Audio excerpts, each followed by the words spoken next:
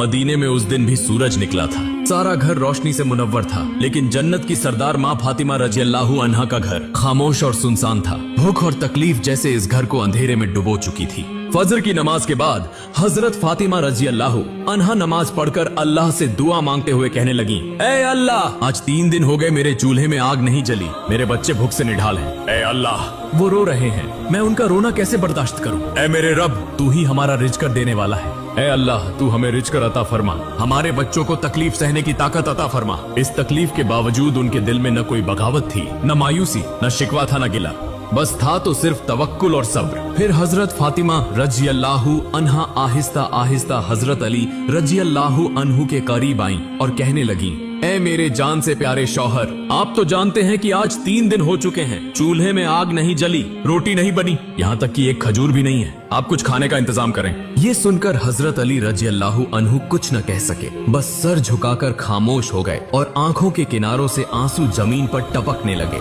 फिर वो काम की तलाश में रवाना हो गए। सूरज की तपिश अरब की जमीन को झुलसा रही थी, न कोई साया था, न पानी का निशान, यहाँ तक कि दरख्त भी सूख कर कांटे बन चुके थे। थकान और भूख से चूर जिस्म के साथ वो एक सूखे दरख्त के नीचे आराम फरमा रहे थे। इधर घर के अंदर से मासूम बच्चों हजरत इमाम हसन रजी अल्लाह अन्हु व हुसैन रजी अल्लाह अन्हु की रोने की आवाज सुनकर हजरत फातिमा रजी अल्लाह अन्हा उनके करीब आईं। तब इमाम हसन रजी अल्लाह अन्हु और हुसैन रजी अल्लाह अन्हु हजरत फातिमा रजी अल्लाह अन्हा से धीमी आवाज में कहने लगे, उम्मी जान, आज 3 दिन हो गए हैं, हमने कुछ नहीं खाया, हमें कुछ खाने को दें, भूख की तकलीफ अब बर्दाश्त नहीं हो रही। बच्चों के मुंह से ऐसी बातें सुनकर हजरत फातिमा रजी अल्लाह अन्हा की आंखें आंसुओं से भर गईं। दिल में हौल उठा, लेकिन फिर भी वो एक शफीक मुस्कुराहट के साथ सब्र से उन्हें तसल्ली देते हुए कहने लगी, बेटा थोड़ा सब्र करो, तुम्हारे अब्बा जान खाने की तलाश में गए हैं, इंशाअल्लाह वो कुछ न कुछ लेकर जरूर आएंगे, हम कभी तन्हा नहीं होते,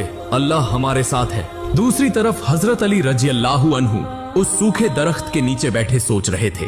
बार बार उनके जहन में हसन रजी अल्लाह अन्हु व हुसैन रजी अल्लाह अन्हु के भूखे चेहरे उभर रहे थे और माँ फातिमा रजी अल्लाह अन्हा की नम आंखें। वह दिल ही दिल में कहने लगे, काश घर में कुछ खजूरें होती तो उनकी भूख मिट जाती, उनका रोना तो थम जाता, लेकिन यह दरख्त भी तो सूख चुके हैं, अब वह भी मुमकिन नहीं। घर वालों का ख्याल आते ही उनकी आंखें अश्कबार हो गईं। फिर वह दोबारा निकल पड़े, थोड़ा सा खाने और उम्मीद की तलाश में। कुछ देर बाद एक यहूदी के घर जाकर नरमी से कहने लगे, प्यारे भाई, क्या आप मुझे कुछ पैसे कर्ज दे सकते हैं? मैं काम करके वापस कर दूंगा, मेरा खानदान भूखा है, 3 दिन से चूल्हे में आग नहीं जली। तब यहूदी ने कहा, ए अली, मेरे पास तो पैसे नहीं हैं, बेहतर है कि तुम किसी और के पास चले जाओ।